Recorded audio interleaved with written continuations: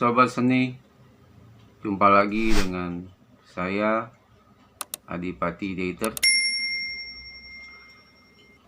Pada video kali ini saya akan coba ngobrolin lagi-lagi tentang puisi. Pada video ini kita akan coba ngobrolin tentang jenis-jenis puisi. Ada berapa macam sih jenis puisi itu, dan apa aja sih jenis-jenis puisi itu? Kita akan coba ngobrolin lagi terkait tentang hal tersebut. Jadi gini sob, puisi itu secara garis besar terbagi menjadi 3 jenis kelompok, yaitu puisi lama, puisi baru, dan puisi kontemporer. Nah, pada video kali ini saya coba akan sharing lah ya, apa itu puisi lama, apa itu puisi baru, dan apa itu puisi kontemporer. Tapi ya kita coba ngobrol yang ringan-ringan aja lah, yang kira-kira nggak terlalu berat. Jadi kita batasi juga, paling cuma sampai pada definisi dan contoh-contohnya saja. Yuk kita mulai. Puisi lama itu adalah puisi yang masih terikat atau memiliki ikatan terhadap aturan-aturan yang ada dalam perpuisian. Adapun aturan-aturan yang ada dalam puisi lama itu ya misalnya gini, ada aturan jumlah kata dalam per barisnya, terus jumlah baris dalam satu baitnya, karena kan biasanya ada 2, 4 ataupun lebih kan gitu, dibatasi seperti itu. Terus bahkan ada yang berapa banyak jumlah suku katanya juga masih terikat sama rima, sama irama. Jadi kurang lebih ya seperti itu. Terus kira-kira bagaimana sih cara kita membedakan antara puisi lama, puisi baru, dan puisi kontemporer? Kalau di puisi lama itu cara mudah untuk membedakannya ya, ciri-cirinya ya, puisi lama itu dia terlihat kaku karena puisi lama itu masih sangat terikat dengan aturan dalam berpuisi,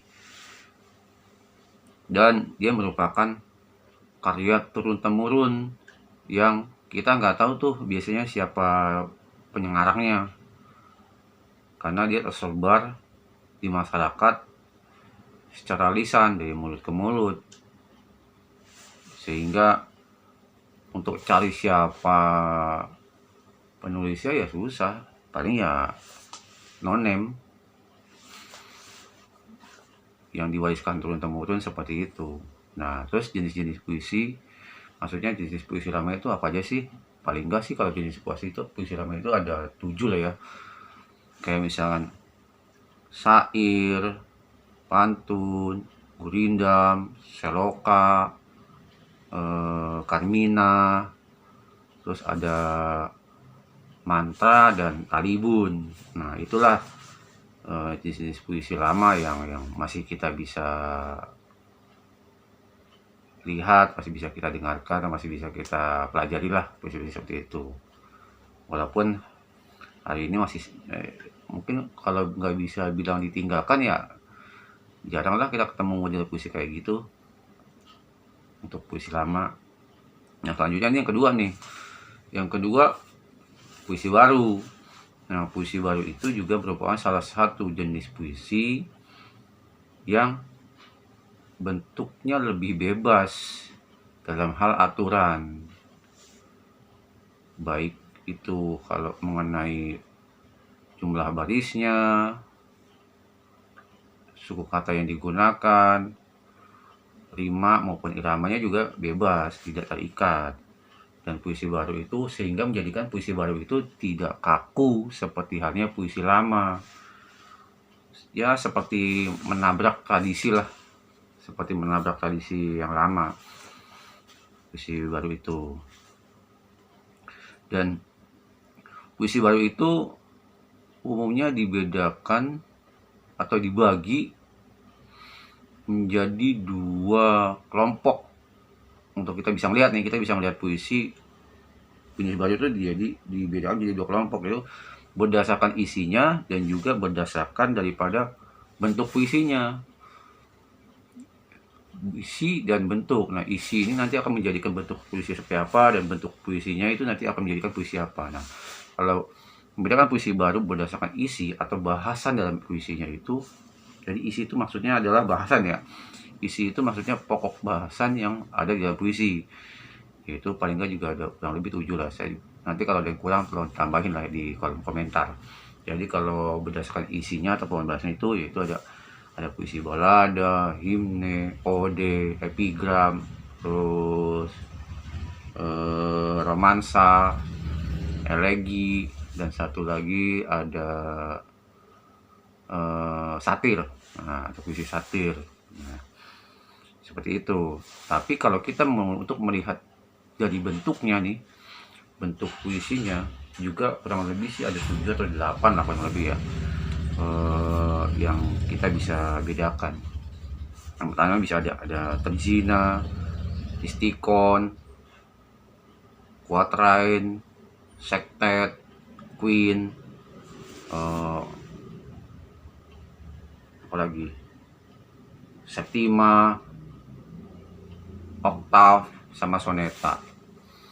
8 lah ya, kurang lebih seperti itu. Nah, itu bentuk-bentuk yang membedakan puisi baru berdasarkan isi dan bentuknya.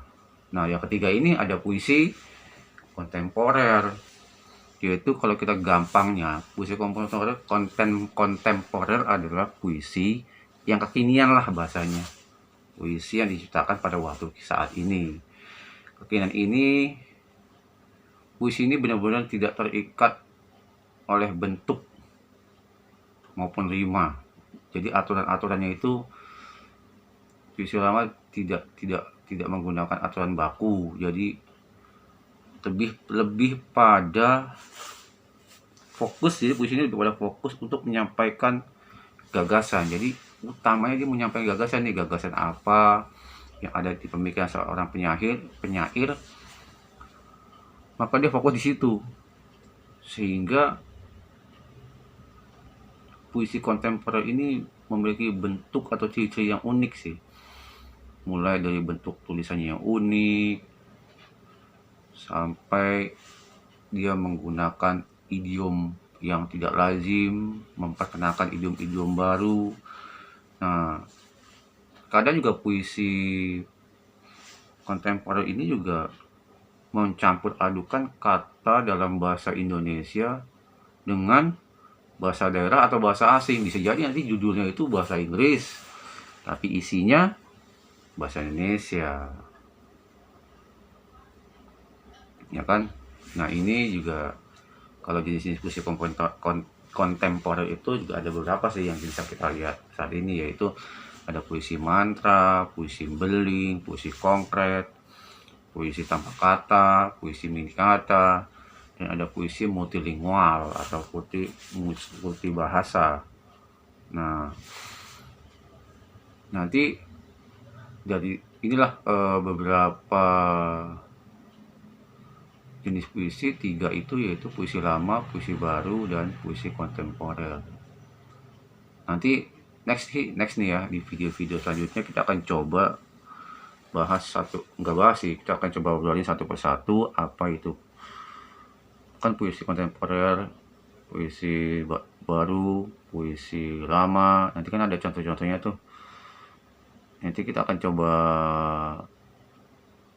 bahas satu persatu sehingga semakin jelas nih perbedaannya, bentuknya, dan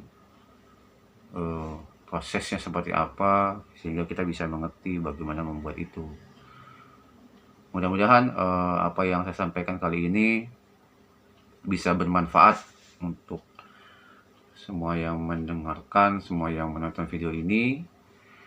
Jangan lupa untuk menekan tombol subscribe dan juga menyalakan loncengnya untuk mendapatkan video-video saya selanjutnya. Terima kasih. Salam.